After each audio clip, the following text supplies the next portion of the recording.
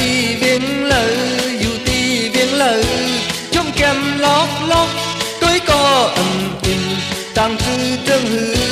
khơi yon tham tôi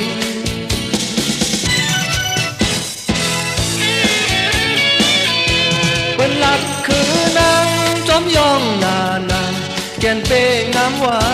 kèn pê lâu hoa bên hoa máu côn máu dâu dù dậpผู้เยาว์กำในเป็นโทษโตใจเราหักในใจ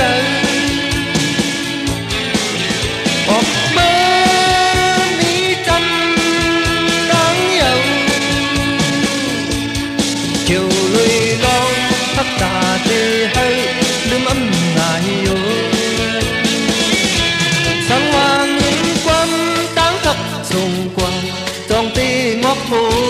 จองตีควันหูตีตึกชุดมันป้อนน้องตอกยับในห้างนายหักเฮาจมเจอลืม